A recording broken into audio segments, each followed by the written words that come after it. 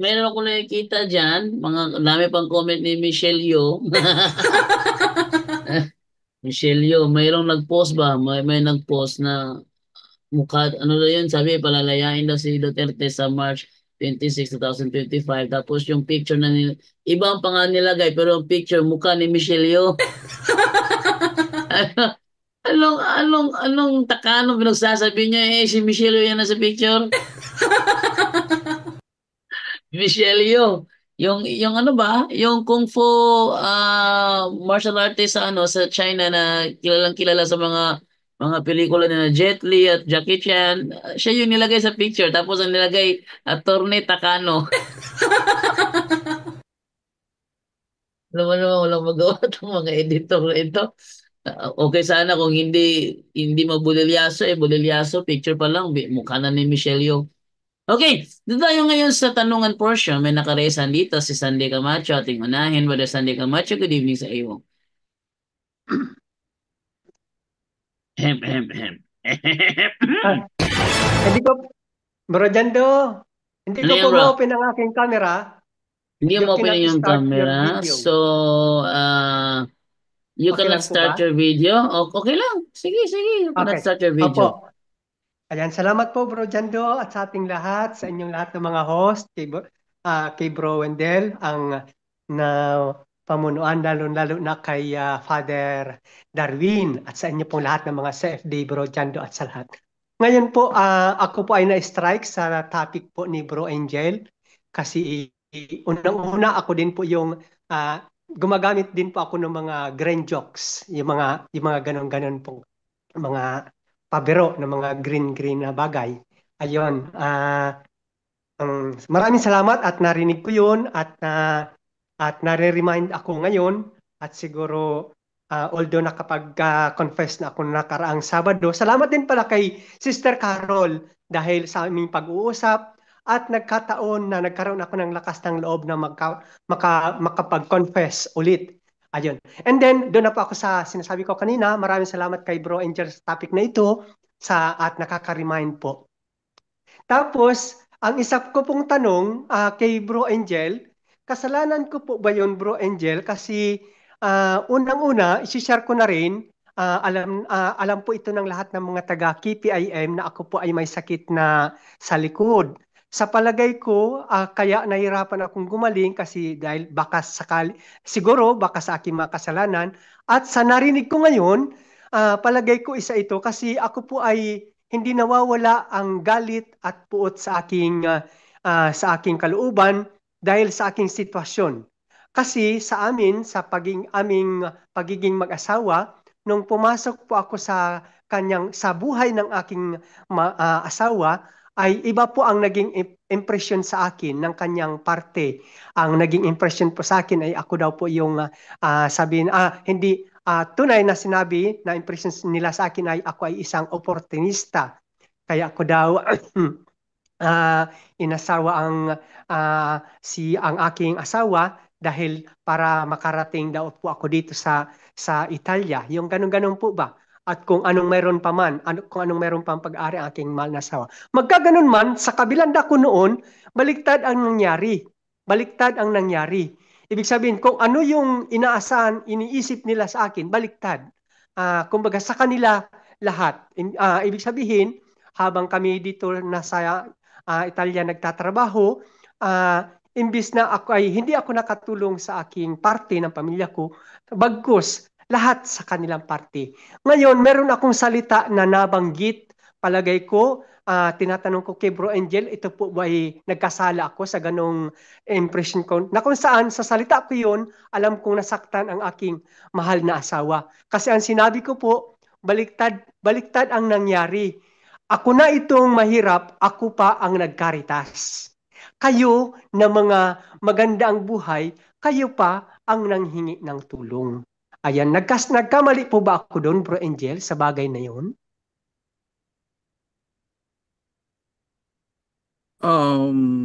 That's arrogancy and pride kasi tandaan po natin no lahat po ng kung mayroon tayo ibigay ng Diyos yan at sabi ng Diyos no kahit sa mga karunungan ng mga apostol noon, 17:10 ng Lucas, na sabi niya, kapag ginawa niyo to, no, lahat ng pinagagawa ko, sabihin niyo na kayo'y aliping walang kabuluhan, kayo'y tumutupad lamang, no, sa inyong tungkulin.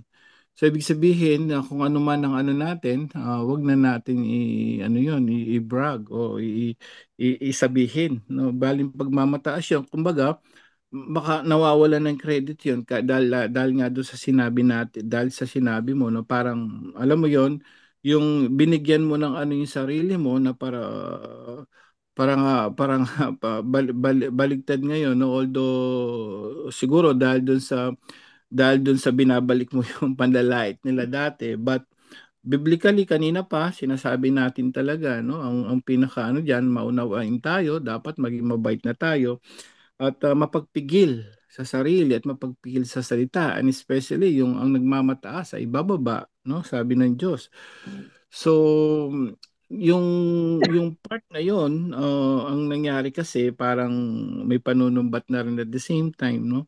Kumbaga ang gusto kasi ng Diyos sa atin, let's always be humble. Paano ba yung magiging humble? Napakahirap. Katulad ni ang mga ano natin si San Jose. Pansinin niyo si San Jose kanina sa ebanghelyo po natin, mga kapatid, brothers and sisters, bagamat siya pinili, no, na mag-alaga, imagine mo sa Diyos, pero pinili niyang maging tahimik, di ba? So, doon sa Opo. pagiging tahimik ni San Jose, pinarangalan siya ng Diyos. Hindi niya pinangalandakan, no, alam mo, God, yung anak mo, ako nag-alaga yan, ganito, ganito. O, hindi niya sinabi sa mga Israelita, mga Hudyo, hoy, ako si Jose na pinili ng Diyos, no, mga ganun, ganun. So, no, he chose to be quiet. And that signs of Opo. humility, kapatid. Ang Opo. humility kasi malawak yan, no? Yung pagdating sa ganyan. Kaya nga sabi natin pa sa Kristo, no? Sa 6, Mateo 6, 3 to 4, kapag ikaw ay tumulong, wag mo nang sabihin kahit sa matalik mong kaibigan. So nangyari, parang pinagyabang natin na, uy, ako na ngayon tumutulong sa inyo, ha. So in other Opo. words, may panunumbat po doon, kapatid. Opo. So, yes, so yung panunumbat doon na parang ang ginagawa mo ngayon, kung tutuusin nga naman, malaking tulong yung asawa mo talaga pagdating diyan. Tinulungan ka naman talaga. And kung tutuusin talaga, kung wala rin si Mrs., no, hindi ka rin makakapunta diyan. And ngayon medyo ikaw na nakakaano, nakakapagsalita ka pa ng ganun. Siyempre kahit ako, halimbawa ako si Mrs., bakit ganun na 'to magsalita? So in other words, Opo. yes, yung yung ano doon, yung sa pananalita mo kanina, so pwede siyang papasok doon sa sinasabing proud tongue, no? Awit 12:3 to 4. So ang lahat ng ginagawa nating kabutihan, tandaan po natin, kaya nga sabi ni Jesus sa 3:6 ng Mateo, wag mo ipagsabi kasi pagka pinagsabi mo na, pag sinabi mo na yan, o pinagyabang mo na, o lalo na yung iba nagso-social media na po, delikado yun. Bro Jando, Mateo 6 nga, 3 to 4 hanggang 5, tingnan natin. Ano yung ba dyan? Mateo 6:3.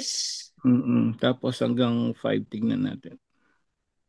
May Okay, connection ganun. yan sa mga ganyang pananalita natin na parang, "Oy, ako ganito, ganun, ganun." Sa halip, kapag nagbibigay ka ng limos, huwag mo nang ipaalam ito. Maging sa matalik mong kaibigan. Ay, nako, ang MCGI Cares, naggangalandakan. Exactly. At Oh, sabi nila, yan, alam ni Bro Eli yan. Pero pansinin nyo ngayon, buong buong mundo alam nila yung cares, alam nila yung mabuting gawa nila. Eh di, sablay na sila diyan. 4, sablay. bro. Opo. 4. 4. Gawin mong lihim ang iyong pabibigay ng limos at ang iyong ama nakakakita ng kabutihan. Ginagawa mo ng lihim ang siyang mabibigay ng gantimpala sa iyo. Ay, So ibig sabihin, maraming hindi nakakaalam na maraming ano ang Katoliko tinutulungan ng mga street children dahil hindi tayo nag-iingay. O no, sabihin lang ngayon na ayaw naman natin sabihin, buong mundo, bro, Catholic Church, yung oh, charity natin, yung biggest in the world, pero masyadong inaapi yung mga Katoliko, but they don't know Mm. it's the biggest in the world, the Catholic Church, yung Mm. mga charity works. But anyway, ayaw naman natin mag-ano yun, gusto lang natin sabihin yun. But bawal nga i-brag yun, but it's all about yung church ng Diyos talaga na yun. But go back to the question po, no? Ayan, no? Opo. Bali yung ginawa niyo pong kabutihan, yun nga, medyo pinagmalaki nyo na ngayon at sabi, wag nyo nga ipagsabi nga, no? So, ibig sabihin, just kapag ka tayo naging tahimik habang gumagawa ng kabutihan sa kapwa, lahat po tayo, no? Siyempre, bilang tao talaga, no? Hindi maiwasan yung, alam mo yon, ipagmalikin na natin yung tulong, yung ganito. But, ako doon, nagfo-focus ako doon sa sinasabi ni Jesus. Kasi minsan, mga tao, maraming excuses yan Oh, paano kung hindi sasabihin sa mga tao? Kasi kailangan sabihin mo na tumulong ako dito kasi para maraming tumulong pa sa akin. Ganito, ang daming excuses. Pero ang problema, wala niyang sinasabi si Jesus kundi wag mong ipagsabi. So, Opo. yes. So in other words, let's keep humble just like San Jose, Saint Joseph. Siya na mas matindi ang mas pinagpala siya dahil siya yung pinili ng Diyos para mag-alaga sa kanya mismo, no? Dito sa lupa. But he never bragged about it. Hindi niya pinagyabang yun. Instead, he became silent and became humble in following God's will. Yun po, kapatid. Salamat po, Bro Angel, sa paliwanag at sa reminders na ito sa akin. At hiling ko pa rin lagi na sana lumakas ulit ang aking kalooban na maihihingi ito ng tawad sa pamamagitan ng ating Holy Sacrament ng Confession. Salamat po, Bro Angel. Pwede pa pong Amen. last pa pong question, Bro Sa, Angel. sa Diyos po ang papuri lagi. Una, sa Diyos po Opo, ang salamat. pasasalamat. Opo. Okay, sige po, go ahead po. Last na lang po. Pero di ko po alam kung sa'yo po ito i-address na tanong ko o kay Bro John Ray kasi alam ko po na si Bro John Ray ay nag-handle din po ng choir. Kasi po, meron po kasi ako ditong, kami po kasi ay magpo-for good na sa Pilipinas. Ngayon, dito po sa aming tinitirahan, humawak din po ako dito sa nagkaroon ng community, religious community. Humawak din po ako ng choir. At marami po akong mga papel na marami na mga ano ba, yung mga songs, ang dami. Hindi lang doon, yung basta mga tungkol sa religious, tungkol sa simbahan ng mga papers. Ngayon, sobrang sa dami po, yung iba naman po ay hindi ko madadala kasi sobrang dami ko na ng karton. Ang dadaling ko lang yung importante lang tulad ng Bible, syempre, yung ginamit ko dito sa pag-Bible sharing noon. Tapos yan, ito po bang mga papers na ito, kung halimbawa itatapon ko na, kailangan ko po bang ipaalam o isurrender sa parish priest po dito, Bro Angel or Bro John Ray? Si Bro Anong Jun Ray anong naman, para anong mga makasagot si Bro Jun Ray. anong papers yan, bro? Mga halimbawa dahil ako po ang nag-head ng choir, meron po dami ko pong mga xerox ng mga songs sa Holy Hmm. Mass. Hmm. Yan po. Hindi ko naman po madadala, bali itatapon ko po siya. Ngayon, Oh. bago ko itapon, kailangan ko po bang ipaalam yan sa pari dito o humingi ako ng permit na ito po ay aking ano na, yung ganun po, i-dispatch na. Yung mga Xerox na yun, sinong may gawa nun, ikaw? Ako lang po, hindi naman po yan sa community. Kumbaga personal Okay. ko po yan. Kasi yung sa Well, community po ay surrender ko na po. una-una, hindi po ako nag-handle ng choir. Ano lang ako, Sorry. Sorry. pianist lang. Pianista lang Opo, opo. ako. Then may nag-handle sa amin. Pero Opo. sa ngayon, siyempre tumutulong din ako sa parang leader namin, gawa ng busy din siya. So ako minsan na nagsiset ng mga repertoire. Pero sa mga decision making, of course, hindi ako yung hindi ako yon yung Opo. leader namin. Ganito. Well, sa amin din dito, no? Yung libro ko, pinasirox ko para mabigyan ng copies ang lahat. So dumating yung time na yung pinagkakatiwalaan namin na Koreana na napaka-active pagdating sa mga copies, pagdating sa mga napaka-ano niya talaga, talagang ginagawa niya lahat. Naka-folder lahat, tas nagpa-ano pa yun, nagpa-gawa pa ng ano yun, ng Xerox talaga na isang aklat. Tapos ang daming aklat noon. So nung nawala siya, binigay niya sa amin, hindi niya tinapon. No, kasi magagamit namin yun eh. Pero kung Opo. pero kung gugustuhin niya, pwede naman kasi siya naman nagpaano nun eh, no? Ang importante diyan, bro, sure ka na yung mga bagay na yon na nasa sayo eh hindi na magagamit. Kasi kung ibibigay mo pa sa kanila yun tapos hindi naman nila gagamitin, ganun din, useless din. So gawin mo, itanong mo muna kung kinakailangan pa ba nila yon. Kasi ikaw Okay. bilang may tumatawag, Sa akin, wala naman po. okay na. So, ikaw bilang may authority nung mga kopya na yon, ikaw nagpa ano na, ikaw nagpa-sales, ikaw ang nagano nun, ikaw ang may karapatan anong gagawin mo doon. Labas na sila Okay. doon. So, Okay. either pwede mong ipagamit sa kanila, pero make it sure na gagamitin nila kasi masasayang din naman kung hindi nila gagamitin kasi nga meron na sila. So, sa part mo, Opo, kung opo. nasa sayo yon, kung i-ano mo ba, pero ako, much better na i-keep mo, ibigay mo sa kanila. Para sa akin Okay. yan. Para if Sige ever po. kinakailangan nilang gamitin, magagamit nila. Kaysa Opo. naman ma-useless lang, hindi ba? Ah, ah. So, yun na lang Ah, siguro ang ano ko sa'yo, yun lang siguro ang advice ko sa'yo. Nasa sa'yo yan kung ibibigay mo sa kanila o hindi kasi ikaw sa'yo naman yun eh. Pero mas better Opo, talaga personal na ko naman. Opo.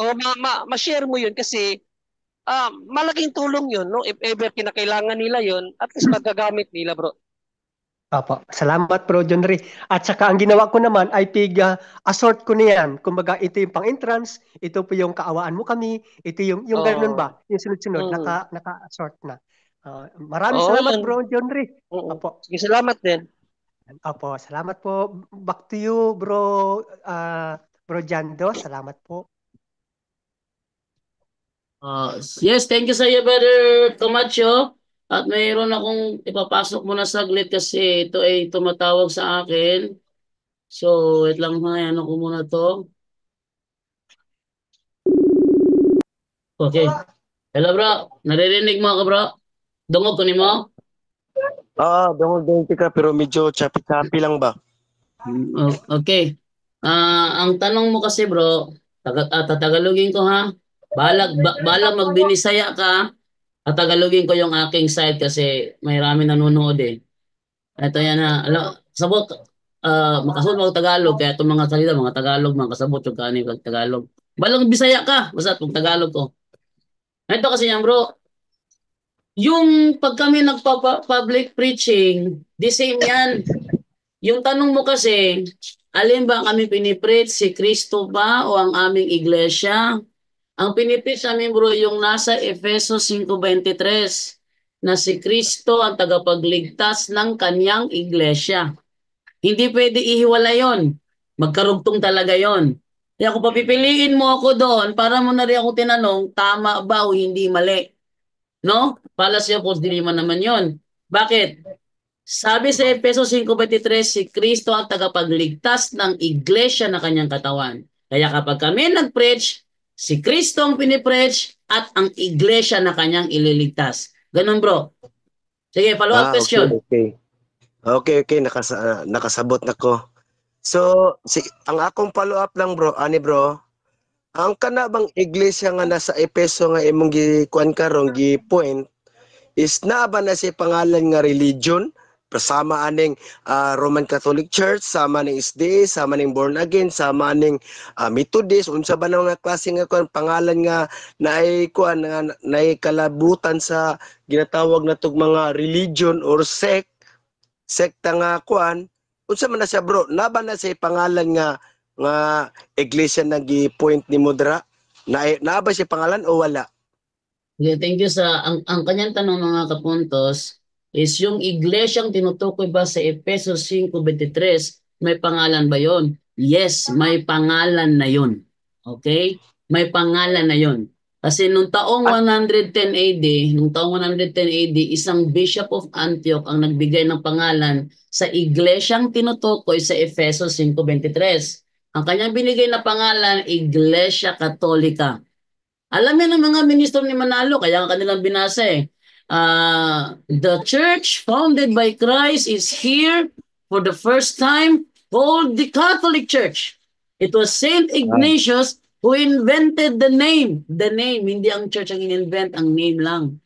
Sabihin, yung iglesia sa Efeso 5:23 may pangalan na yun ngayon. At ang pangalan niya ngayon ay Iglesia Katolika, Apostolika Romana. Hindi yan ang iglesyang tatag ng mga born again, hindi yan ang iglesyang tatag ng mga Baptist, yan ay Iglesia Katolika, Apostolika Romana. Yan ang sagot ko, bro.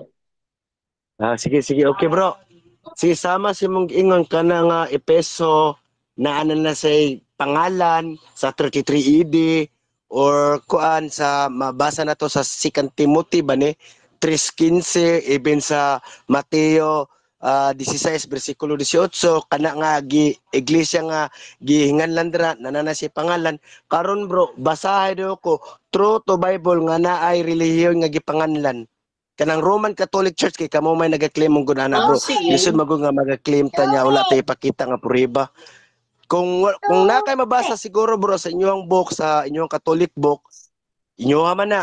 Pero kung imo kung basahan sa Protestant book aka na yun ko na balhindahin ko kay muskwila ko safety. Kana lang bro. Very good. Sana magkaroon ka ng isang salita ha. Ang babasahin ko ngayon bro ay Biblia Protestante. Yan. Bro, Tagalogin mo yung sinabi mo. Tampered nga sa magibuhat ni Wilding hindi, Talibong. hindi bro, kahit bumili ka pa sa Amazon.com, mabibili mo siya kahit... Yes, Brother John Ray.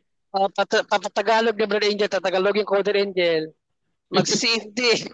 Magsi-CFD siya Brother Angel kapag may nabasa si Brother Jando na Iglesia Katolika sa Biblia na Sa Protestante Biblia. Bible, hindi daw Katolik. So magkakatoliko siya, magsisipdi pa pag may nabasa si Brother Jando, Protestant Bible, ang pangalan Iglesia Katolika. Roman Catholic. Sige.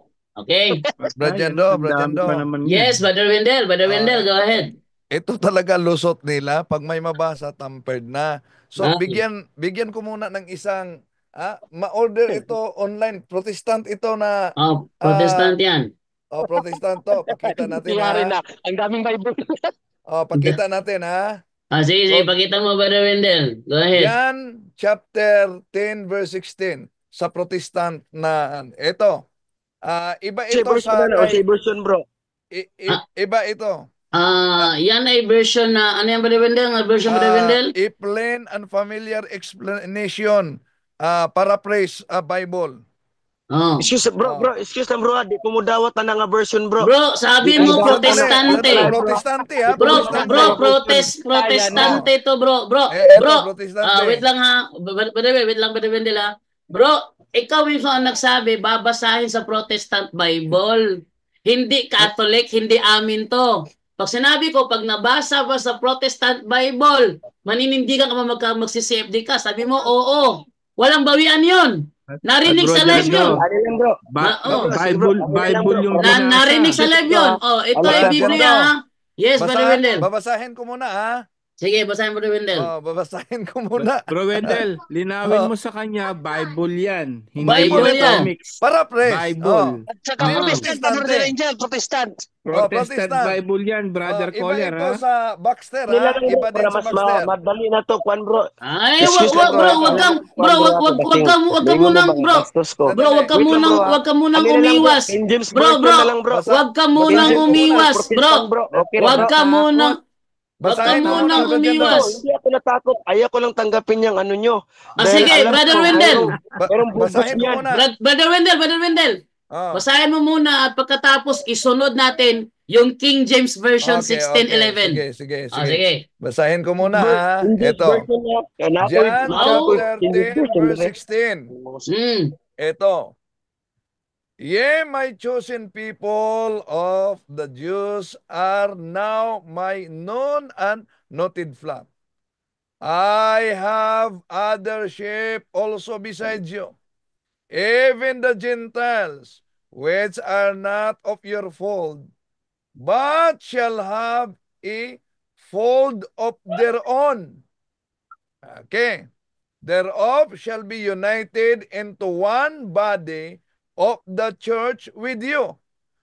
So as the Jews and Gentiles shall make up one holy Catholic Church, under me there one only head.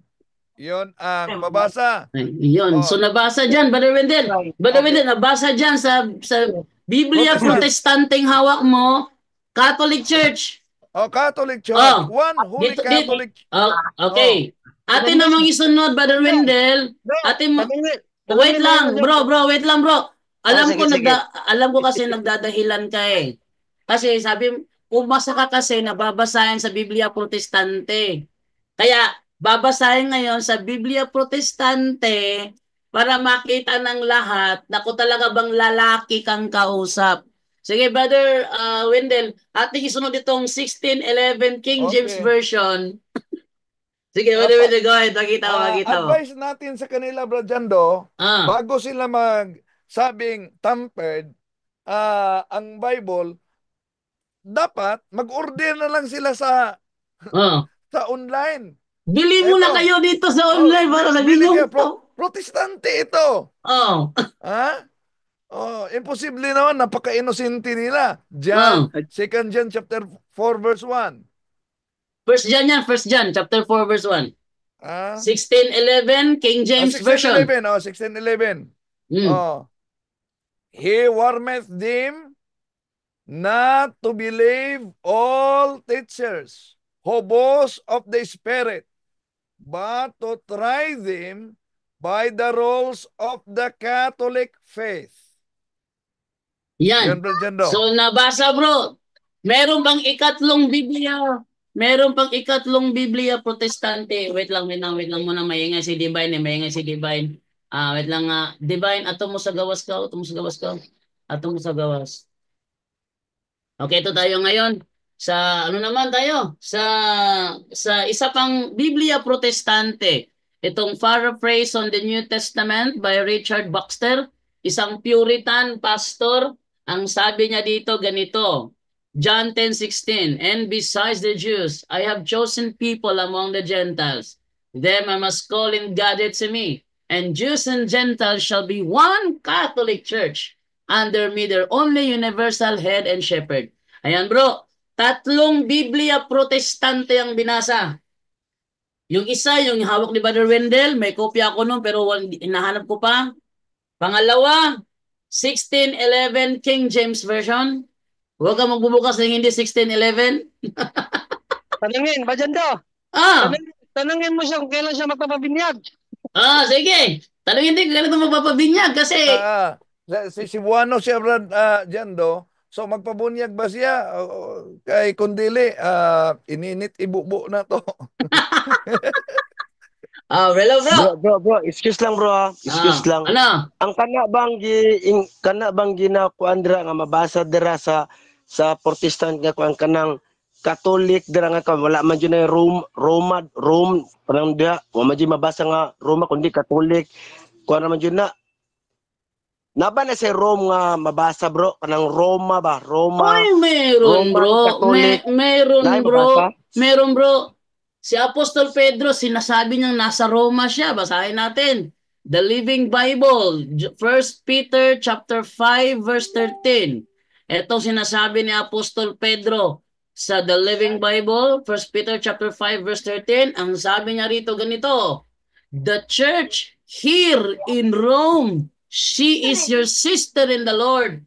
Send you her greetings. So does my son Mark. Dahil ayon sa Biblia bro, sila ay pinapupunta sa Roma. Gawa, Kapitulo 23, versikulo 11, ang sabi ganito, kinagabihan, nagpakita ang Panginoon kay Pablo at sinabi sa kanya, lakasan mo ang iyong loob kung paanong nagpatotoo ka tungkol sa akin dito sa Jerusalem. Kailangang magpatotoo ka rin sa Roma. Kaya pagdating sa Roma 1, Kapitulo 1, versikulo 7, sa inyong lahat na nasa Roma, mga minamahal ng Diyos at tinawag upang maging mga santo. Sumainyo nawa ang pagpapala kapayapaang mula sa Diyos na ating Ama at sa Panginoong Jesucristo. Una sa lahat, nagpapasalamat ako sa aking Diyos sa pamamagitan ni Jesucristo dahil sa inyong lahat, sapagkat ang inyong pananampalataya sa Roma ay balitang-balita sa buong daigdig. Natural Roman Catholic yan, Catholic dyan. Okay ka na ba, bro? Tatlong Biblia Sige, bro. Protestante ang binasa. Bro, ang tanong, kailan ka magsi-CFD? Nilo, issues lang bro. Issues lang bro. Hindi, wag ka muna, Nako, bro, nako mo ko pangutana. wag ka, wag ka munang, Wait lang bro. bro, Ano, bro? wag Wait ka lang, bro. wag ka muna mag-excuse, bro, kasi sabi mo kasi, pag may nabasa sa Biblia, Protestante, hindi Katoliko, maniniwala ka at magsi-CFD ka. Ngayon, Sige, binasa. Wait. Ano na lang, ganito na lang. Wait lang ha. I-send na sa kuang messenger ang kanang tulo ka book nimo, ang kanang tulo ka Bro, book ni mga Protestant. binasa na, bro. Kaya Bro, akong wait lang istabihan. muna. Isisend ko Excuse sa iyo. lang, bro. Bro, Okay. isisend ko sa iyo, bro. Bro, Pero excuse lang. sagutin mo na ang tanong. No. No, sagutin mo muna ang tanong. Bro Jando, dagdag ng kondisyon. Oh, dami mong Dagdag- kondisyon eh. Huwag ka Dagdag munang- kanina wala. Huwag ka muna mangondisyon. Binagsakan mo ko ng deklarasyon mo eh. Na kapag nabasa Ngayon sa Biblia nabasa Protestante, dagdag. magsi-CFD ka. Ngayong binasa, tatlong Biblia Protestante binasa. Kailan ka condition na magsi-CFD? Tampered. Wala. Sige. Bro, hinahamon kita. Mag-order ka sa online. Pag may nabasang Catholic dyan, magpapabinyag ka sa akin? Sakit talaga. Ayaw sa istorya ko. Ano? Tapos ang gipanguan nimo, Hindi. Bro, ikaw ang nagsabi. Oh, bro, yung sinabi mo kanina na kapag nabasa sa Biblia Protestante magsi-CFD ka, totoo ba yung sinabi mo na yon o nagsisinungaling ka? Walang condition kanina yun, Bro Jando. Walang condition. paminawas ako bro Jando. Para kwanta ba natay respeto sa tumatag usa kay respeto ba ko sa inyo. Kaya ako may nanawag, nirespeto ko sa inyo, gipaminaw ta mo. Ang ako lang concern nani, i-send na sa ko ang kanang tulo ka version ninyo gipambasa ninyo karon para ako pong maistadihan kung tampered ba na siya o dili. Diha na ko. Brajando. Kung hindi tampered, bro, kung mapatunayan mong hindi tampered, bro, anong gagawin mo? Wait lang bro, mo gani gi-challenge ti ka, i-send sa ko ang messenger para ang kanang tulo ka book nimo nga, ang tulo ka version nimo para akong maistadihan kung naaabag yun na siya ay mabasa og dili siya tamper. Yan nga bro, kung mapatunayan bro na kung mapatunayan mo bro na tampered na hindi tampered yan bro, anong gagawin mo? Magbabayad ka? Brajando. Dili, no, wait lang, wala ako nag-ingon na nga. Sige, bro, eto bro ha, palitan ko yung tanong. Bro, palitan ko yung tanong bro ha, palitan ko muna yung tanong. Sabi mo kasi kanina, bro, tumahimik ka muna bro, di tayo magkakaroon ito kung ikaw lang sa nagpapalusot eh. Bro, tumahimik ka muna ha. Gusto ng inyo ang mga... Bro, tumahimik ka muna bro. Makinig ka muna kasi hindi mo ako maunawa pag hindi ka makikinig dyan. Tahimik ka muna, okay? Bro, tahimik muna ha. Eto ha. Sabi mo kanina kapag nabasa sa Biblia Protestante, mag-CCFD ka. Totoo ba yung sinabi mo na yon o nagsisinungaling ka doon? Tinuod to pag naa kay ihatag sa kuha nga tulo ka version i-send nimo sa kuang messenger. Ngayon bro, kung i-send ko sa iyo messenger mo at mapatunayan mong hindi tampered ang mga yan, anong gagawin mo? Mo gani paminaw sa bro. Hindi, sagutin mo na bro. Kung bibigyan kita ng screenshot ng naturang Biblia at mapatunayan mong hindi siya tampered, ano ang gagawin mo? Brajando. Yes, Brother Wendell. Una, hindi magiging prueba yung screenshot lang na ipadala. Ang isang prueba na hindi tampered, talagang nakasulat, hindi mag-order na lang siya. Ganyan na lang bro. Ganyan na lang bro. Order ka na lang sa online bro. Bigay ko sa iyo ang mga link bro. Order ka na lang sa online. Kaya mo? Sige bro. Sige bro. Brother Wendell, Ang katong bigyan mo ang ko ng katong ano, mga Brother Wendell, sige bro. Brother Wendell, O yun ka na bro. bigyan mo ko ng ano, Brother Wendell, yung link nung Bibliang ginamit mo una, kasi, nung sa akin kasi picture lang ng Okay. page eh. Bigyan mo ko ng ano, Brother Wendell, nung link nun, sa mga order yon. Bigay ko naman sa kanya ang link ng Richard Baxter at ng ano, ng King James version 1611 para ma-order niya sa online. Okay, okay. Sige Ah, bro, Jando, sige bro, Jando. ang O ta yun ko nagiingon ni ah, bro Talibong ang nga tanong bro, kailangan kuan. kailan mo o-orderin? Para ma-update talaga Dili kita. no. Ano mo order mo ko nga namang ko kay Herman. Tulo ka version mga tulo ka version man ka na ko kay Herman. Ang akong gipasabot isend sa kuha kung unsa to mga bersikulo ha, unsa to mga Mm, kapitulo ha, ug labaw sa tanan, unsa to mga version. bro, mas maganda i-send ko sa iyo ang link para ikaw na mismo ang mag-order o kung may kaibigan kang mapera, siya pa orderin mo. At pagdating sa inyo ng Biblia, ano ang gagawin mo kung nandoon nga ang sinasabi ng talata? Oh, sige. Anong gagawin mo kung nandoon nga, pagtanggap nyo ng libro, may mga kaibigan mapera, order kayo, orderin nyo, bigay ko sa yung mga link, orderin nyo. Kung sakali nandun talaga sa talata ang binabasa namin, ano ang gagawin mo? Mo eskwela lagi ko save this. Hindi eskwela! Magpabautismo ka talaga! Yun ang gusto ko. At baka, bago ka mag-aral ng save day. Mao Bro gani Jando, ang akong challenge mo ha. Brother Wendell? maliban pala sa pwedeng i-order ito, may archive pala na pwedeng i-download nila. Saan, Brother Wendell? Bigyan mo ako ng link. I-send ko sa iyo ang link ng archive ha. Oh, Sa Bible na unang binasa ko. sa BB Face, Brother Wendell, para madali Sige, na, sige, para sige. makakuha rin kopya yung iba. I-send ko ang archive. Pwede pala. So, sa mga naghahanap na protestante, pwede ma-research nila. Nasa Hmm. online lang yan, no? Sige, Imposible naman. Napaka-inosente nila pagkatapos ang lusot nila dahil may mabasa, tampered na. Sige, at ating i-prove sa kanya, hindi tampered to. Bigyan mo ko ng link, Brother Wendell, para i-send ko Sige, sa kanya ngayon. padala ko na sa BB chat Face. natin. Yung Sige. archive mo na, archive mo na. Yung Ito. archive muna. Sige. Napadala ko na. Sige. So, wait lang muna bro ha. Kunin ko muna yung link na pinadala ni Brother Wendell at i-send ko sa iyo. Wait Oh, lang sige, ha. salamat. Ito bro. Ito yung unang archive na sinend ni Brother Wendell. Ano nga pangalan itong caller natin? Si JJ. JJ. Gege. Okay no? Gege. Wait lang ha. Ito. Gege. Tingnan ko muna dito yung caller natin. Ito, Gege Jubay.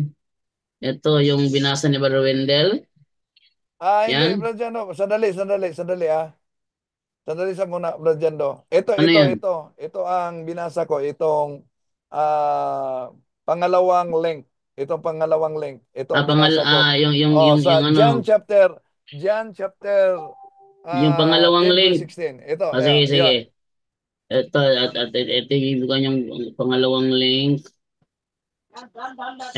Ito bro. Ayan bro, sinin ko na sa'yo bro. Ito na lahat, bro. Bro Jando. Hindi.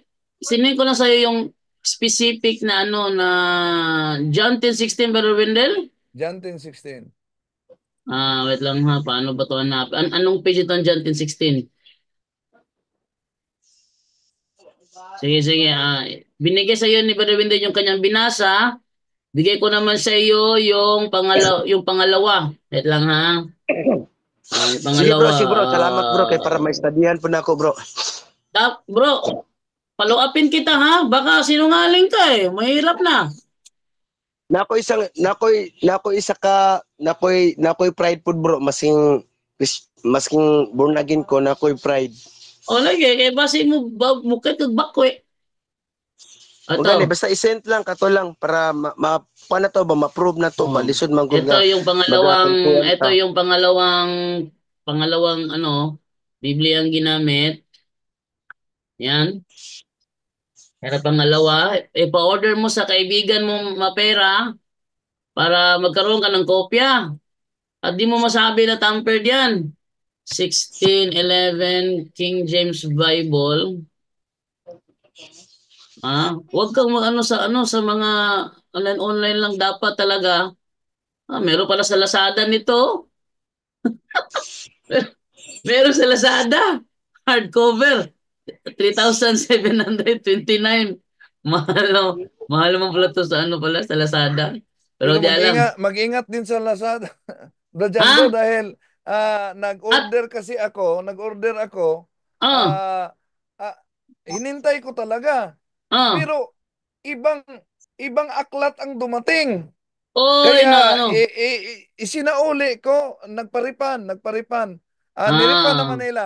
Ito, May ito. mga ganyan talaga, mag-ingat din. Ito tayo kuha tayo sa Amazon tayo kukuha, amazon.com. Oh. Ito pa bro, 1611 King James Version ha. Yan ang original 1611, wag kang kukuha sa mga revised King James Version. Yang mismong Okay. 1611 na yan. Ito Nga yung mga teksto ani bro. Kuan ang diridaan ang mga teksto ani. kompleto yan bro. Yan yung King James Version na walang tanggal. May apokrypha pa yan. Oo. Oh. Ito yung binasa ko doon sa debate namin ni Jared. Nang binasa ko, sabi, dinoktor daw. Dinoktor daw. Tapos Binasa ng moderator, kinonfirm ng moderator, hindi naman dinoktor. Oh, mas maganda talaga na ikaw yung bumili para makita mo sa sarili mo na hindi yan tampered. Mahirap kasi kapag tampered eh. sige bro, o kaning kuan ang kaning akong gipasabot bro ba kaning prasaan ni katong gibanggit ni Wendell Talibo nga bersikulo teksto na kuan ani Maano? mandintify ani nga mga box. Yes! Pa-identify dyan. Oh, sige. Salamat bro. Ani na lang para mas makuan kay mo chat lang ko si mo pag ako nang kuan na yung nana ang Biblia sa kuha dire. Akong Sige. i-open para i-videohan po na ako, mutawag ko si mo ha, para makuan ako, kuan puti ka. Para kung unsay kuan, pareha ba o dili ana god. Pag Sige. nana sa kuan tulo ka book diri nga akong hirmon, automatic na mutawag ko si mo ha. Akong i-open kung unsa to mga verse, unsa to mga bersikulo ha, ana bro. Sige.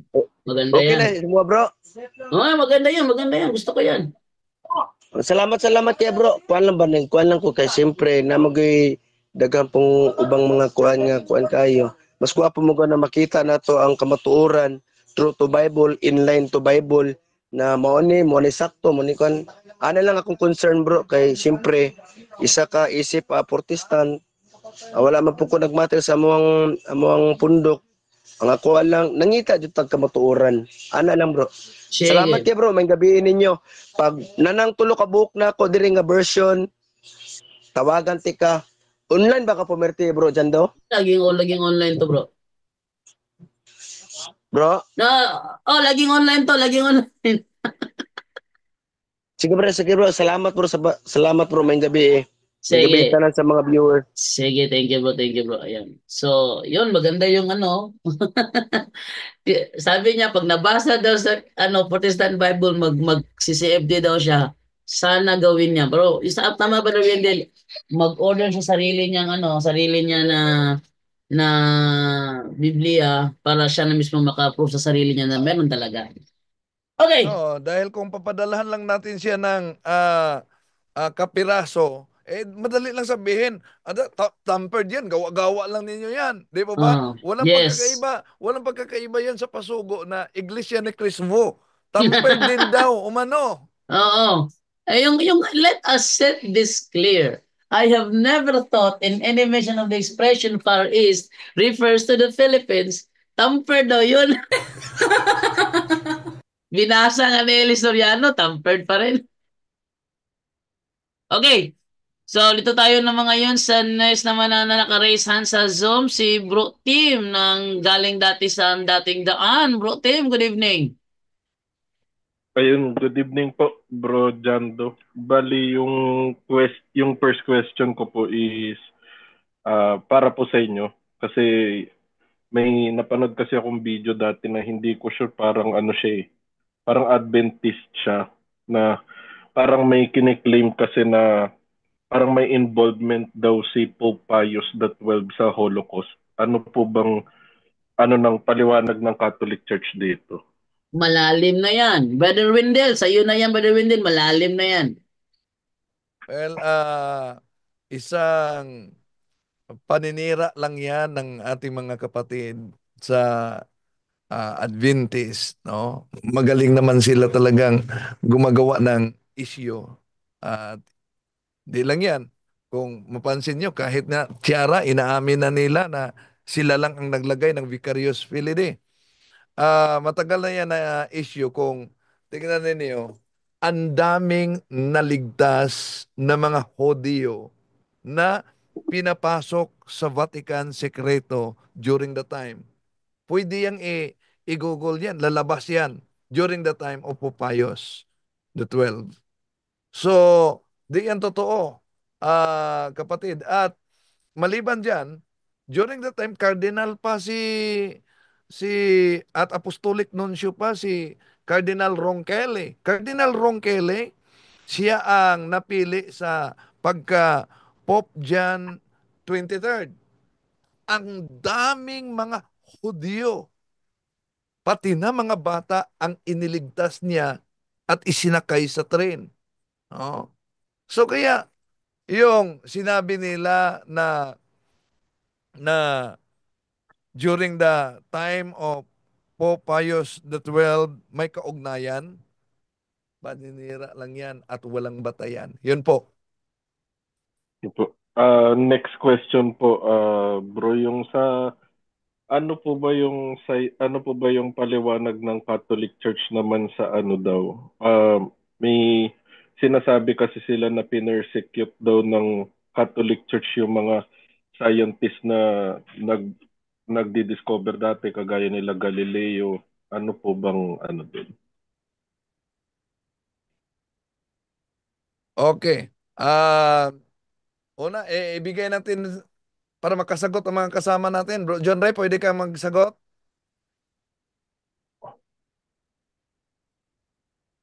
So lang siguro, Yung Brother Wendell, medyo alleged nila? malalim.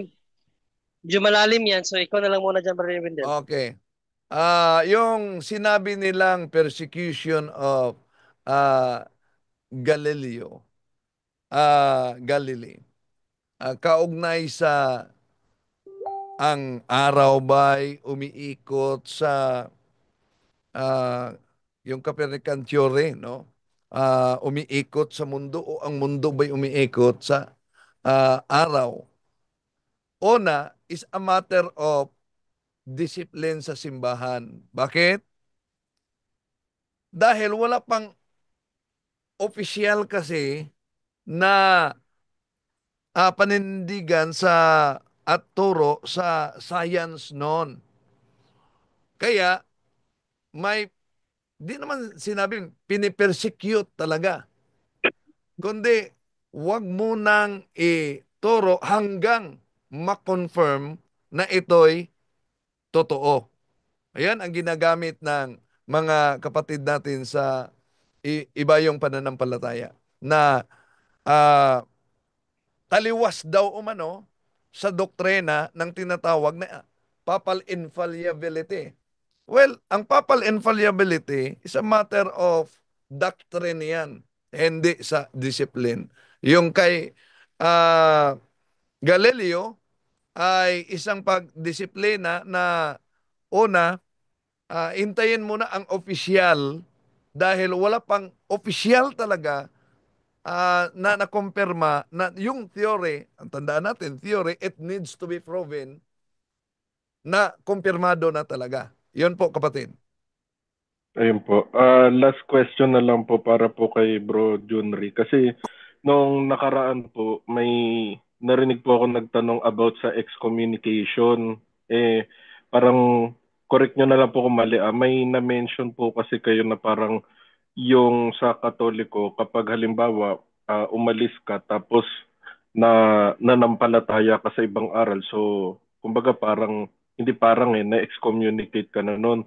Ang tanong ko po ganito, paano po kung halimbawa yung may mga nangyayari kasing ganito kunyari may mga mangangaral sa ibang sekta tapos nakakilala sila ng aral ng simbahan, umanib sila, tapos lumabas uli sila. Tapos, kung halimbawa, bumalik uli sila for the second time around, magiging kasalanan na ba to sa Espiritu Santo? Kumbaga, magiging wala na bang sa isa yung pagpasok nila for the second time around? Yun po. Okay, maraming salamat bro, no? Well, dyan sa tanong mo na yan, medyo ano na yan parang inano mo na lang, matawag dito yung kung nagbakasakali ka na lang na mangyari yan, no? Pero alam naman natin, mas nakakaalam ang banal na Espiritu Santo sa kalooban ng mga tao, no? Kasi sa Biblia kasi, once tumalikod na, mahirap na pabalikin yan, bro. Tapos babalik, tapos aalis na naman, imposible yan, no? Basahin nga muna natin ang Hebrews 6:4-6, Brother Jando. Ano yan, Brother John Ray? Hebrews 6:4-6. Hebrews 6:4-6. Okay, Oo. ating tingnan sa Hebreo 6:4-6. Etong sabi, sapagkat paano pang panunumbalikin upang magsisi ang mga tumalikod na sa kanilang pananampalataya. Dati naliwanagan na sila, nakalasap ng makalangit na kaloob at naging kabilang sa mga tumanggap ng Espiritu Santo. Nakalasap na rin sila ng kabutihan ng salita ng Diyos at nakadama ng kapangyarihan ng Diyos na lubusang mahahayag sa panahong darating. Kapag sila'y tumalikod pagkatapos malasap ang lahat ng ito, hindi na sila maaaring panumbalikin upang magsisi sapagkat muli nilang ipinako sa krus at inilantad sa kahihiyan ang anak ng Diyos. Maraming salamat, Brother Jando. So, napaka-imposible nung sinabi mo, kapatid, na bumalik sila tapos umalis na naman, no? Imposible yan. Hindi pwede magsisinungaling ang banal na kasulatan. Kapag ang isang tao tumalikod sa Catholic faith, tapos bumalik, isa lang ang ibig sabihin niyan, natauhan siya. Pero kapag tumalikod siya, tapos bumalik siya, tapos tumalikod na naman, pabalik na naman, imposible yan. Yan ang sinabi sa banal na kasulatan na hindi na sila maaring pang pagsisihin. Siguro, mangyayari yan kung ang isang personalidad ay tulad ni Dilmar Santiago na parang may personal na pangangailangan. Na parang bumalik kuno pero hindi pala talaga tunay na bumalik. Kasi nung naging Katoliko si Dilmar Santiago, naging attacker siya ng Romano Katoliko. Naging traditionalist siya. So hindi talaga siya totally bumalik sa simbahan. So yun ang problema niyan, kapatid, no? Na kapag sumalikod ka na, mahirap ka na pabalikin. Bakit? Ano ba ang magiging ng isang taong tumalikod sa simbahan? Ikalawang Juan 1:18-19, Gabriel Jando. Unang Juan 2:18-19 pala, Gabriel Jando. Okay. Ano, biglang nag-ingay. Okay, ano yan, Brother John Ray? Ikalawang? Unang Juan 2:18-19. Unang Juan 2:18-19. Okay, ito sabi sa naturang talata. Naingay yung microphone ko rito bigla. Mga anak, ito na ang huling panahon. Tulad ng inyong narinig, darating ang kaaway ni Kristo ngayon. Ngayon marami nang lumilitaw ng mga kaaway ni Kristo kahit alam nating malapit na ang wakas. Kahit na sila yung mga dati nating kasamahan, ang mga taong yun ay hindi natin tunay na kasama sapagkat kung sila ay tunay na atin, manatili sana sila kasama natin. Ngunit umalis sila upang maging maliwanag na silang lahat ay hindi tunay na kasama natin. Nakuha mo, kapatid? No, may mga tao talaga na hindi mga kasama natin. Kasi kung kasama pa natin sila, nanatili sana sila na kasama natin. Pero nahayag kung ano sila dahil iniwan na naman nila tayo, mga antikristo yan. Ng mga antikristo yan. Yung mga katulad mo, bro, na nalihis ang landas, tapos bumalik, kayo yung mga naliwanagan. na nakatanggap ng salita ng Diyos na ano kayo na talagang tinanggap niyo ang salita ng Diyos sa Lucas 8:12 nga Brigando? Lucas 8:12. Mm. So ating silipin ang sinasabi sa Lucas Kapitulo 8, versikulo 12. Sabi ganito, ang mga binhing nalaglag sa tabi ng daan ay ang mga taong nakikinig. Dumating ang dyablo at inalis nito ang salita mula sa puso ng mga nakikinig upang hindi sila manalig at maligtas. Yan yung mga ano, yan yung mga hindi nanalig. Ituloy mo bro. Ang mga nalaglag naman sa batuhan ay ang mga nakarinig ng salita at tumanggap nito ng may kagalakan. Ngunit hindi ito nag-ugat sa kanilang puso. Sandali lamang silang naniwala, kaya't pagdating ng pagsubok, sila ay tumitiwalag. Ang mga Tumiwala baka din. nahasik, ang mga Yung ang mga nahasik naman sa may matitinig na damuhan ay ang mga nakikinig sa salita ng Diyos. Ngunit ang tumagal, nadaig sila ng mga alalahanin sa buhay at ng pagkahumaling sa kayamanan at kalayawan. Dahil dito, hindi nahihinog ang kanilang mga bunga.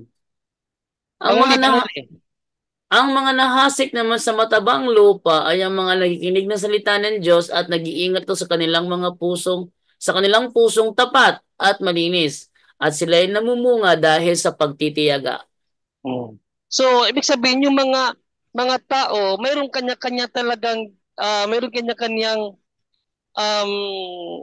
ano dito, may kanya-kanyang perspective pagdating sa pagtanggap ng salita ng Diyos. May iba tumalikod kasi mas nakinig sa diablo, no? Lumapit ang diablo, inalis yung salita ng Diyos, mas pinakinggan nila yung masamang espiritu. Mayroon namang iba tinanggap yung salita ng Diyos, tapos iniwanan naman dahil mas inisip yung kayamanan. Trabaho dito, trabaho doon, hindi na nagsisimba kasi mas gustong kumita ng kumita.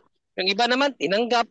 Pero ang daming inaalala, yung anak ko, yung asawa ko, nakalimutan na ang pagiging isang tunay na Kristiyano, ang dapat magmarasalin.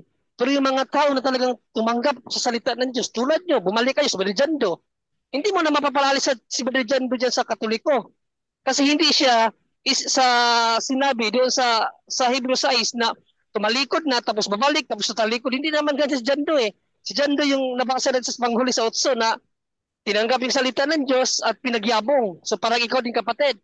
So yung tanong mo na anong mangyayari doon sa babalik tapos umalis, babalik tapos umalis, babalik naman. Walang ganon, no? Ang banal na kasulatan hindi yan nagkakamali sa kanyang ipinahayag. Ang sabi ng banal na kasulatan, mahirap ng pagpasisihin ang isang taong tumalikod na. Sila ay dati nang nakalasap ng banal na espiritu, nakatanggap na ng salita ng Diyos, pero hindi nila pinagyaman yung natanggap nila na yun. Bagkus mas pinakinggan nila yung diablo na lumapit sa kanila, inalis yung salita ng Diyos, tapos nakinig sila sa iba, sa mga maling aral. So, ganoon kapatid, no? Wala yung sinasabi mo na aalis tapos tatalikod, tapos aalis tapos tatalikod. Walang ganon. Bro, kasi Ayun isa po, pa pala, doon sa unang Juan 2:18-19, sila yung mga anti-Kristo. So mga kalaban sila ng Panginoon, bro. ayun po bro. Kaya ako po kasi natanong, kasi late subscriber na po kasi ako sa punto por punto. Parang may nakita kasi ako na kung saan parang nagbalik daw sa pagkakatoliko yung Denmar Santiago ba yun? Parang nagtataka kasi ako na ang tinitindigan niya mga nakarang ito, SDA. Akala ko nabalik na siya tapos lumabas ulit. Kaya ako po natanong, na curious lang po ako. Salamat po. Actually, si Denmar Santiago, sa hindi nakakaalam, nagkatoliko siya pero hindi Roman Catholic. Traditional Catholic. Sa hindi nakakaalam, kahit Katoliko siya, palagi kami nalidibate sa GC. Kasi ang stand niya, yung SSPX, yung mga traditionalist na hindi naniniwala sa Roman Pope. Kaya hindi talaga yan tunay na bumalik sa Katoliko. Nagkatoliko lang siya, pero ibang Katoliko, yung traditionalist. At hindi lang yan, Bro John De. Yes, Brother Wendell. Hindi lang yan. May official na pahayag ang Vatican kaugnay sa Our Lady apparition of Our Lady of Mediatrix, pero pinapabura niya yan. Oo. Ano siya? Doon siya kay Saint Maxim, ano siya Maxim, ano si Saint Maximiliano. Doon Saint ba yun? Hindi yata saint yun, Brother John Ray. Hindi yata saint yung ano, yung kanilang founder sa SSPX. Hindi, ang patron niya ba si Saint Maximilian? Akala ko yung ano, yung kanilang founder sa SSPX. O yan ang kanya talagang pinagmamayabang nung naging ano siya, naging traditional Catholic. Hindi talaga siya Roman Catholic. Hindi siya Pero kailangan naging bro, Roman Catholic. Ilang sorry beses bro, kami naglaban yan sa group chat. Ilang beses kami nagbangayan yan. Ganun yung pala sa yun. yung sa SSPX na yun bro, para rin bang ano yun? Para din ba siyang yung sa Eastern Orthodox na may sinasabi rin sila na parang apostolic succession ba o wala po? Yung sa SSPX na yun. Hindi, iba. Kasi ang Eastern Iba Orthodox po. talaga, so iba. Ang Eastern Orthodox kasi, maraming aral ng simbahan na hindi talaga nila pinaniwalaan, even filioque. Yan. Mayroon din silang sariling Marian dogma, no, kung sa paanong paraan yung immaculate immaculate yung Assumption of Mary, mayroon siyang ibang version. Na tinanggap din naman ng simbahan yung version nila kasi wala naman talagang verbatim na tawag dito yung mababasa natin sa tradition kung ano talaga yung nangyari kay Virgin Maria. May dalawang version kasi. So yung iba yung sa kanila, iba din sa Roman Catholic. Talagang totally talaga na itong mga Eastern Orthodox tumalikod na talaga sa simbahan. Mayroon na silang sariling pamantayan ng pananampalataya. Itong mga SSPX kasi nagsimula lang ito sa, nakalimutan ko yung pangalan ng obispo, no, Lefebvre yata yun. Lefebvre, si Bishop Lefebvre, na yun nga, tinuligsan niya yung pagbabago o hindi naman talaga totally pagbabago, mayroong pagbigay ng bagong rito ng simbahan na tinatawag na NOM or Novus Ordo Missae, na yung Novus Ordo Missae kasi kung nakikita mo ngayon yung misa natin na mahang pari nakaharap na, tapos ang pari vernacular na ginagamit. Vernacular na yung ginagamit, tapos mayroon na siyang mga kahalili, mga lay minister na nagbibigay na rin ng katawan ni Kristo. Dati kasi pinagbabawal talaga ng simbahan yan. Tapos ang pari nakatalikod lang sa misa, nakatalikod, nakaharap doon sa krus. No, kasi ang theology ng Vaticano I, ang Diyos ay hindi nakakinig sa mga makasalanan. Ang pinapakinggan ng Diyos ang pari lang, kaya ang pari lang nakaharap doon sa krus. So yan kasi ang theology sa Vatican I. And nabago yan sa Vatican II kasi nga bumaba na sa Panginoong Jesucristo. Sabi nga ni Apostol na Juan sa kanyang sulat, unang Juan 1:1 hanggang 3, siya ay aming nakita, siya ay aming narinig, siya ay aming nahawakan. So bakit hindi ano natin yung panahon na kung saan ang Panginoong Jesucristo na ano na ng mga tao. Sa Vatican I kasi ang tiningnan na perspektiba ng simbahan sa Old Testament. Sa Old Testament kung ano nyo, yung kabanang tiphan nasa kabanal-banalang lugar. Pari lang ang nakakapasok. Walang sino man ang humawak, walang sino man pwedeng makahawak noon, walang sino man pwedeng pumasok sa sa lugar na yun kasi yun ay kabanal-banalan. So yun ang theology ng Vatican I. Kaya pari lang ang nakakapagdaos ng misa na nakaharap sa Diyos, nakatalikod siya sa mga tao. Meaning noon, yung mga tao makasalanan, hindi basta-basta pinapakinggan ng Diyos, pari lang. So yun kasi. Then sa Vatican II, yun ibinalik tayo ng simbahan sa panahon ng ating Panginoong Jesucristo. Na talagang interactive ng ating Panginoon ba? Ang Diyos. Talagang nakikita na siya, nahawakan, nalalapitan na siya, nakakausap na. So yun ang Vatican, yun ang theology ng Vatican II na kinontra ngayon ni Lefebvre, Bishop Lefebvre. Kasi daw sinira na yung tradisyon. O yun ang problema. Kasi siya na ang nagdesisyon, hindi ng simbahan. Sa Biblia, makinig sa simbahan. Sabi sa Revelations 2:7, makinig sa sinasabi ng Espiritu Santo sa mga iglesia. Sa iglesia tayo makinig, hindi sa kung sinong individual na obispo lang. No, dahil ang walang hanggang karunungan na pinapahayag ng Diyos para sa sangkatauhan ay ang iglesia. Ephesians 3:10. So yan ang sinabi ng Apostol na Pablo. So magkaiba sila bro, magkaiba yung Eastern Orthodox sa sa SSPX. Actually, parehas yan sila, no? Parehas na yung kanilang excommunication is nalift up na. So sabaga, inalis na ng simbahan yung excommunication nila. Na liberate na yung yung mga Eastern Orthodox. Ang iniintay nila ng simbahan, makipag-isa talaga sila fully na tanggapin nila ang Santo Papa na isang universal pastor of Universal Church. Yan na lang ang inihintay. Hindi na sila sa klase excommunication. Pero dahil andun pa rin sila sa schism, automatic pa rin kasi yun eh. Yung schism kasi na kasalanan, yung hindi mo kikilalanin ang Santo Papa as the universal head of the Universal Church, ano pa rin yun, automatic excommunicated according sa libro ni Bishop Laramoro. So ground pa rin sila sa excommunication individual. Hindi na yung buong buong Eastern Orthodox, no? Kasi inalis na yung kanilang excommunication. Ganon din ang SSPX. Ang SSPX, inalis na rin yung kanilang tawag ito, excommunication nila. Inalis na rin na simbahan, nilift up na. So, kaya nga ang mga original na SSPX hindi ko alam kung saan yung nila, ang kanilang pinaka-kongregasyon, kaisa naman sa simbahan. No, kaisa sa simbahan. Mayroon lang talaga mga radical SSPX. May mga radical SSPX katulad nila RG Sinyo at yung mga kasamahan nila na akala nila sila yung Knight of the Shining Armor baga ng simbahan, na sila yung ipinadala ng Diyos para depinsaan yung traditional talaga na teaching daw ayon sa kanila. No? So mga radical sila. Pero yung SSPX talaga na yung mga congregation, kaisa na ng simbahan ngayon.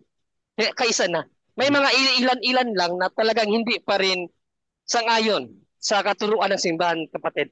Pero lahat sila lifted na ang kanilang excommunication. Hinihintay na lang ang kanila talagang mag-embrace na talagang paniwalaan nila anuman ang ibaba ng Iglesia Katolika o ng simbahan sa pangunguna ng ating Santo Papa, bro. Yun ang pinagkaiba nila. Ayun, okay na po Bro John Ray. Maraming salamat po at salamat sa Panginoon dahil marami po, hindi lang ako, marami po kami natutunan po sa napahayag niyo po. Salamat po.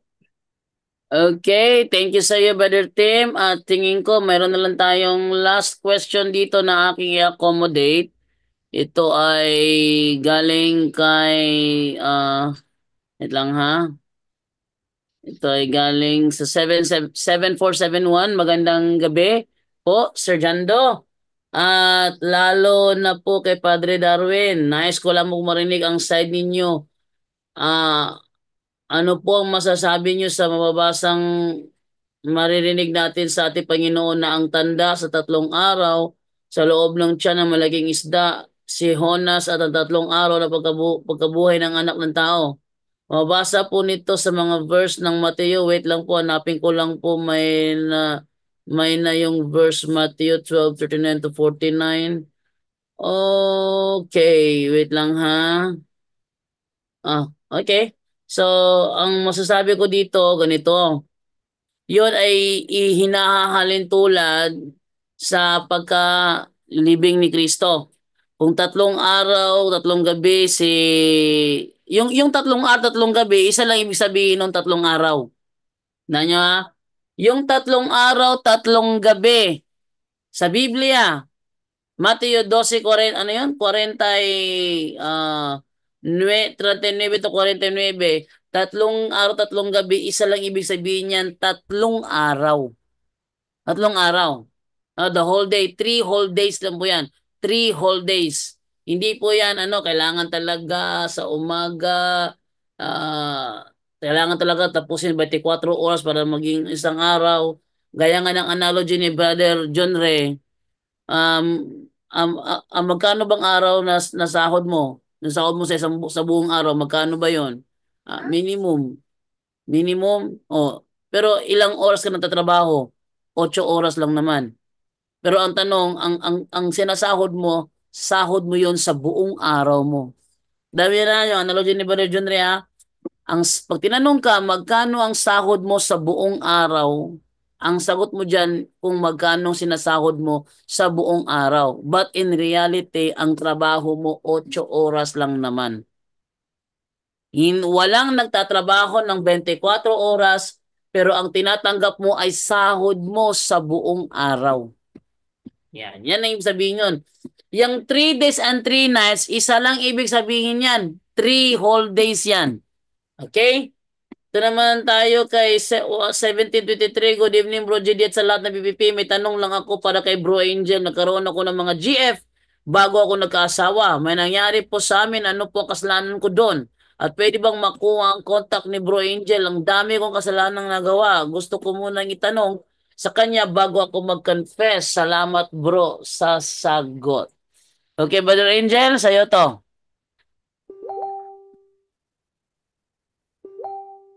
Brother Angel. Kasalanan mong ginawa nun is fornication. Ano ba yung fornication? Yun yung pagtatalik na hindi magkasama na hindi kasal, no? So yung fornication na yan, although during that time, yung paalam na kasalanan, medyo ano pa yon, pero ganun pa rin it's still a sin.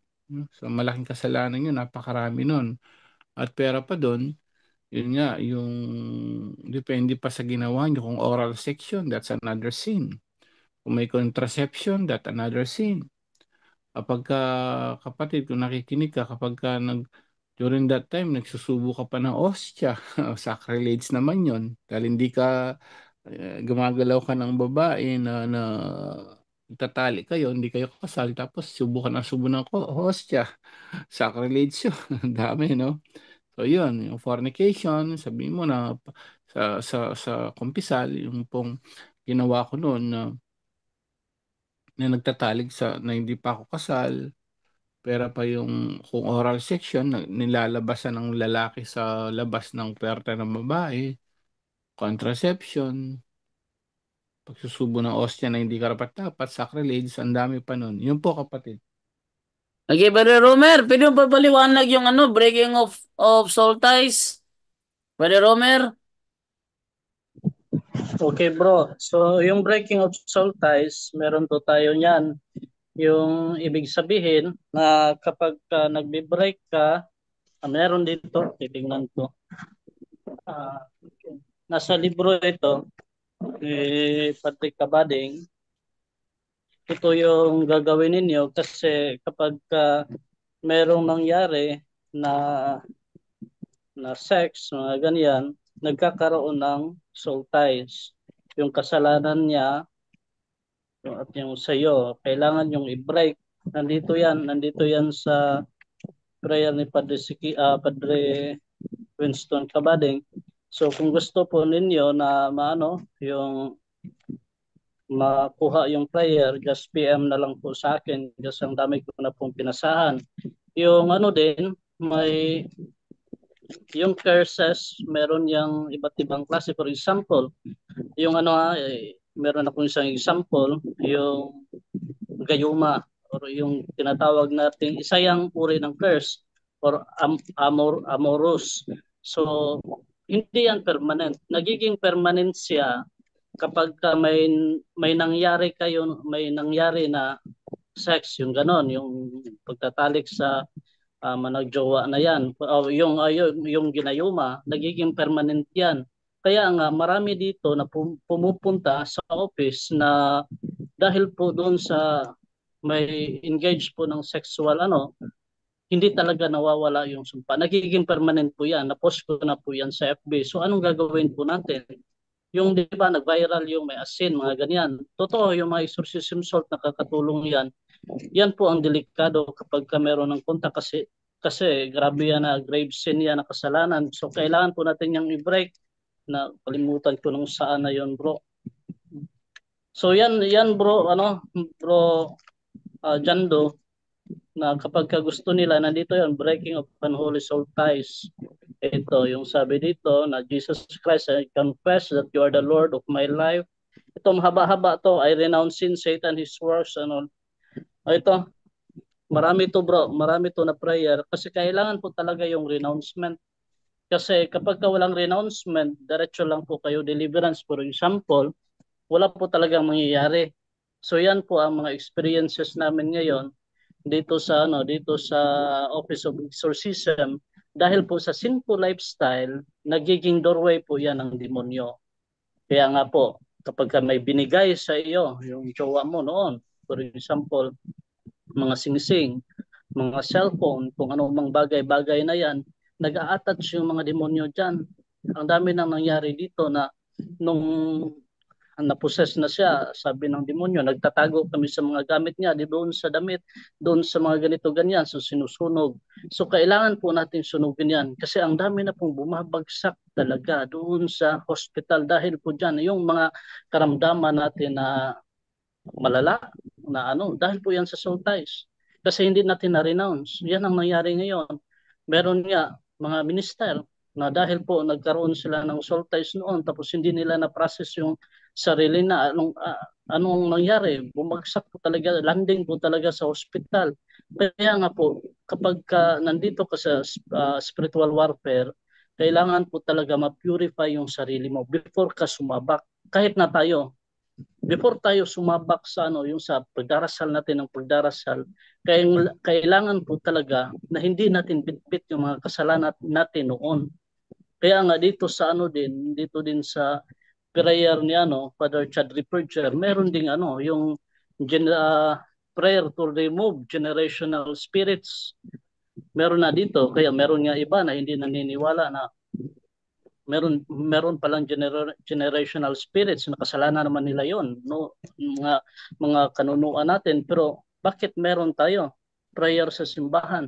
Kaya nga po, kapag ganitong nangyayari, kapag meron kayong involvement sa sexual act, kailangan po talaga yan na i-renounce.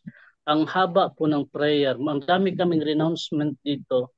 Sana ma-provide po ito kasi inano na po ito, piniprint na po, binibigyan na po kami ng mga copies, kami na mga minister. So kapag ganyan, ipoproduce ko din yan, dadalhin ko doon sa Bukidnon, pamimigay ko doon sa mga pasyente din, kahit na sinong gusto na just PM na lang po. Kasi napaka-importante po ng renouncement. Bakit walang liberation po na nangyayari kapag tuwing nagdi-deliverance, palagi lang sila ganito, ganyan? Kasi walang proper renouncement. Yun pong pinaka-importante. The more we renounce, nawawala ng kapit yung demonyo, stronghold yung demonyo sa buhay natin. Kaya sa mga gusto manghingi, just PM na lang po. So para ma-explain po natin ng ma-explain po natin ng mga igay kung paano po talaga, ano po talaga yung pinakauna na gagawin. Kasi kapag basihan mo lang yung kay Padre Sikia, hindi po talaga hindi po talaga lang, konti lang to na renouncement. May proper renouncement po talaga ngayon na sa Amoy, yung sa exorcism dun sa Pilipinas, binigyan po tayo ng proper way po talaga kung paano po i-dispose, i-renounce lahat ng mga occultism, yung sinful lifestyle, kahit na yung open ang third eye, occultism, mga superstitious belief, lahat na po nandoon, yung mga yung traumas natin, for example, yung emotional traumas, ang dami po talaga, ang daming prayer niyan. Ang haba po talaga, mataas po talaga ang ninyo renouncement niyan. So pagka next week siguro, kasi parang 28 yata kami na aalis dito ng Bohol, kami ni Bro Jando. So makukuha ko na po yung kukuhanin ko po yung mga renouncement, ang dami noon. Tsaka ipipicturean ko na, ipapasa ko sa iba na nangangailangan. So yun lang po, Bro Jando. Xerox na lang siguro, Brother Romer, pa-Xerox para pag may humingi sa iyo ng harapan, bigay mo na lang yung Xerox. Pwede. Pero yung iba, bro, na magchat-chat, sorry na lang kung for example, busy kasi ang hirap talaga halongkatin yung mga ipang-send mo, magkakaproblema talaga tayo sa time. So kung gusto nyo talaga, punta kayo dito, magbibigyan ko talaga kayo. Dami, bro, ang daming renouncement yung the best way na gagawin ninyo, kasi dito nga si Padre kapag mag-solemn exorcism siya, kami talagang inatasan sa mga pasyente na mag-renounce sila. ang haba-haba ng renouncement talaga. Kung Mason ka, ang dami pang dadaanan mo na renouncement, may first degree, second degree, lahat ng mga degrees na ano, kung involved ka, ang dami talagang renouncement, matagal talaga matapos. So, ang ginawa ni Padre, sabi niya, ipa-renounce muna sila bago sila pumasok sa Adoration Chapel para pagkapunta ng Adoration Chapel, diretso na exorcism para natapos na kasi yung renouncement. So araw-araw po yung renounce kasi hindi yan makukuha ng isang beses. Kasi yung disposition din natin, mahina din yung disposition natin. So kailangan po talaga patatagin yung faith natin. Yung faith ang pinaka-importante, yung ano mo, yung conversion mo pinaka-importante kasi kapag ka nag-ano ka lang, umaasa ka lang sa mga minister, wala talagang mangyayari. Yun talagang inuulit-ulit namin. Huwag kayong umasa sa mga minister. Yung sarili mo talaga, ang kailangan talaga na i-process, dapat i-process yung sarili ninyo. Kasi kayo ang nag-invite ng mga demonyo, so kayo din ang makakapalayas niyan. Isara lahat ng doorways, yung sinabi na natin sa paulit-ulit sa punto por punto. So yun po, pinaka-importante po yan. The best way na gagawin natin. So sa mga gusto na anong tawag yan, maghingi, just PM lang po. Kung kaya ko namang mag-send ng photocopy sa inyo, so bakit hindi? So ang oras lang po talaga kailangan, tsaka yung pera para ma-distribute natin lahat. So yun lang po, Bro Jando. Okay, thank you sa iyo, Brother Romer, no? And then dito na tayo ngayon sa ating huling mensahe at pasalamat. Siya nga pala, ulitin ko ha, bukas pala yung Zoom link ng ating live, doon ko ipopost doon sa sa Facebook page ko na Straight to the Point. Dito po, yan. Diyan ko ipopost bukas yung Zoom link habang wala pa tayong panibagong page ng punto por punto, faith and morals. Kasi doon po sa mga doon sa mga followers natin, paki-unfollow lamang po yun and then i-report nyo po para tuluyan na pong matanggal ni Meta sa sa Facebook. Kasi pag hindi po maalis yun, patuloy yun na magpo-post ng mga kalaswaan, no? Duda ko doon, doon isa yun sa mga sa mga tumira sa atin nung sinabi ko na pag may humingi sa inyo, direct sa messenger nyo ng donation, nagpapakunwaring para Darwin, di naman, huwag kayo magbigay, scammer yun. Doon, yun na pinagdudahan ko naging reason doon na napasok yung ating page natin. So, hack na po yung mga pages namin, no? At yung aming account, safety pa naman yung account, yung pages lang po yung hinak talaga. So, simula po bukas, ilalagay ko po sa page ko po na Straight to the Point yung Zoom link ng live natin para doon nyo po abangan at para makapasok kayo sa live po ng punto por punto. Hindi ko po siya ilalabas sa mga description namin. Yun ay reason na tayo napapasukan ng mga alien noong unang panahon. Dahil pag nakita nila yung live, nasa description yung link, pinapasok nila at nagpapalabas na kung ano-anong kalasuan. Okay, so dito na po tayo ngayon sa huling mensahe at pasalamat. Aking unahing tawagin si Brother Romer. Ikaw muna, Brother Romer, bigay ng huling mensahe at pasalamat, Brother Romer. Okay, so sa lahat ng mga nanonood ngayon sa punto por punto, patuloy lang po kayo na magdasal, activate your faith palagi. Tapos ngayon na Semana Santa, yung love talaga ang natin. Huwag tayong makisabay sa issue ngayon. Huwag natin ilagay yung sa puso natin yung puot, pag-iganti, yung pag-i-edit ng masama doon sa mga tao kasi binabago natin yung mga mukha nila para naging kakatawa. So pinagkakatuwaan natin. So lahat ng makasalanan, lahat ng mga kahit na mabigat pa yan na kasalanan na ginagawa nila, pagdasal po natin. Kasi sa pagdarasal walang pinipili yan. Walang pinipili kahit na minura pa nila yung Diyos o anong ginawa nila sa Diyos. Pagdasal po natin sila palagi with love. Yun ang pinaka-importante. huwag tayong maging panatiko sa mga tao kasi delikado po yan. Mahuhulog po talaga tayo sa patibong ng demonyo. So maging panatiko tayo sa Diyos. Sa Diyos talaga lahat ng kapurihan. Ialay po natin yung buhay natin para sa Diyos, huwag sa tao.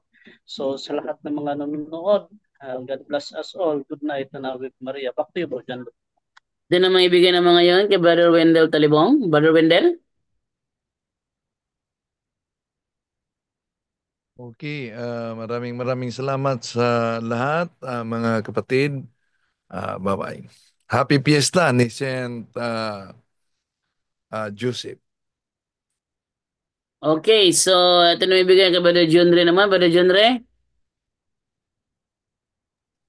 Yes, wait lang. Ayun.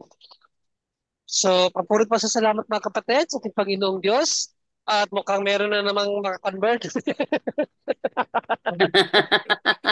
Duda ako doon. Huwag kasi kayong magamon. Magamon.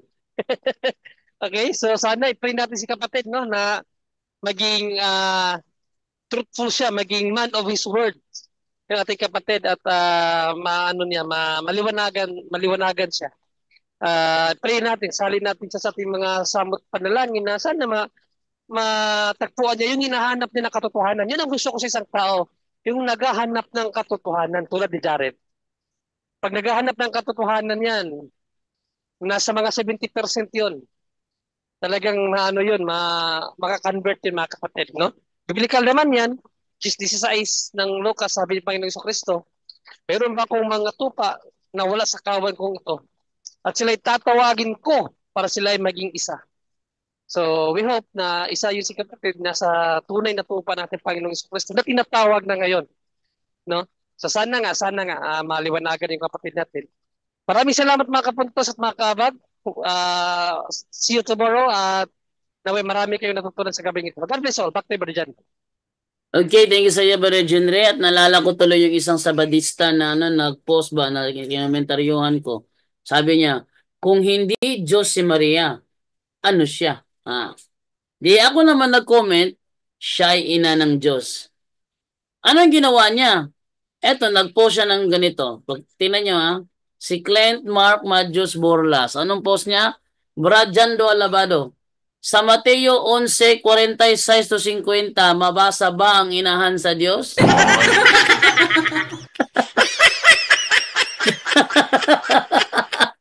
Ano daw? Mateo 11:46-50. Tingnan nyo nga yung Mateo 11 nyo. O nakarating ba sa 50? Ito yung malaking problema. Gusto ko sa mabasa dili sa imo imagination, sa imong una-una nga dili mabasa sa Biblia kay dugang naman na siya pulong ni Kristo ug imo na problema kung imong dugangan. Siya yung nagdugang dito. Yan niya, yung Mateo 11 nyo, kung meron bang versikulo 50.